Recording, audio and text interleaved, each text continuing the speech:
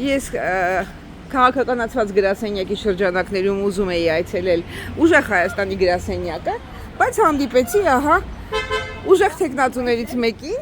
այս կողմ գանք չխանգարենք մարդկանց, մի երկու բառով պատմեք վաղը ինչ եք անելու։ Պարոն Ղազարյան, վաղը կարևոր օր է, փաստորեն ինչ եք նախատեսում։ Վաղը հրաշալի օր է եւ թերևս 2026 թվականի ամենակարևոր օրերից մեկը, որովհետեւ ուժեղ Հայաստան դաշինքը Սամվել Կարապետյանի առաջնորդած նախաձեռնել է կազմակերպել ամենամեծ քարոզչական հավաքը, որովհետեւ մենք այս ընթացքում եղել ենք Հայաստանի տարբեր քաղաքներում, գյուղերում, նաեւ որտեղ հասցրիք հիմնականում լինել։ Գրեթե բոլոր մարզերում դեռ քարոզարշավը շարունակվում է եւ կշարունակվի նաեւ այդ մեծ հանրահավաքից հետո, ուղղակի կարծում եմ խորհրդանշական էր, որ երրորդ համարի տեխնացուն պետք է հունիսի 3-ին կազմակերպել հանրահավաք, այսինքն 3-ին, ամսի 3-ին երրորդ համարի քաղաքական ուժի հանրահավաքը նախատեսված է ժամը 19:00-ին Հանրապետության հրապարակում, բայց մենք մեր երթը դեպի Հանրապետության հրապարակ սկսենք Կոմիտասի Սուրբ Խաչ եկեղեցու մոտից ժամը 16:00-ին։ Այսինքն մեզ միանալու մի քանի հնարավորություն կա, կամ 16:00-ին Սուրբ Խաչ եկեղեցու մոտից, հետո մենք քայլով գալու ենք դեպի Բարեկամություն մետրոյի մոտ, լոգիստիկ տեսանկյունից ում հարմար է կարան ընդեղից մեզ միանան, յուրիշները կարան միանան Բաղրամյան մետրոյի մոտից, Բաղրամյան փողոցից։ Լավ անոնս արեցիք։ Ընդհանուր առմամբ, մինչև այսօր ձեր իրականացած քարոզարշավը ուժեղ Հայաստանի համար ինչպիսին եք գնահատում։ Նախ գնահատում ենք որպես ոչ մրցակցային, որովհետև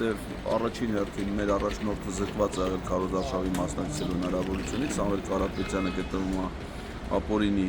կալանքի ռեժիմում, տնային կալանքի ռեժիմում,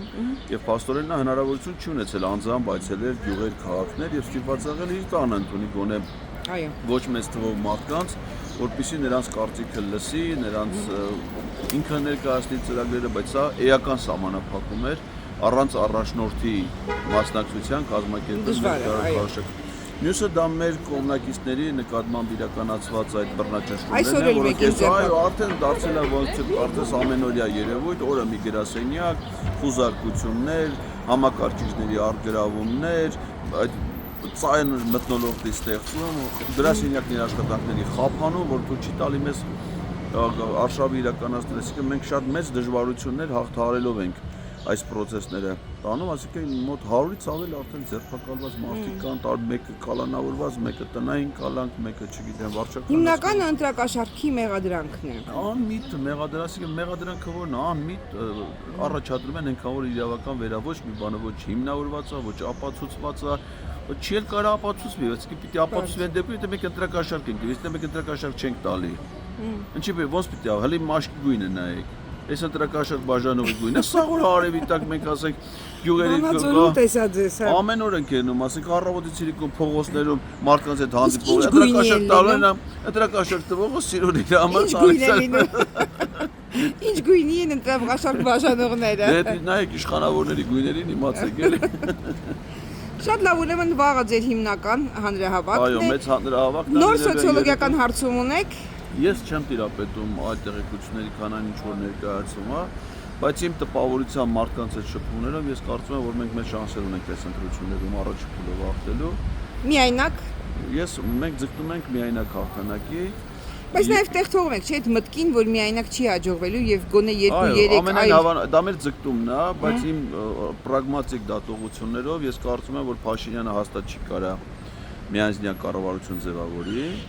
իսկ այն ուժերը, ովքեր անցնելու են խորհրդարան, երբևէ իր հետ դաշինք չեն կազմել։ Երեք էլ հենց այդ հանրային բանավեճը ցույց տվեց, որ այն ուժերը, ովքեր խորհրդարան անցնելու հնարավորություն են, եւս մեկ անգամ հայտարարեցին, որ որևէ պարագայում Նիկոլ Փաշինյանի հետ դաշինք չեն կազմել։ Եվ դուք հավատում եք բոլորին իհարկե։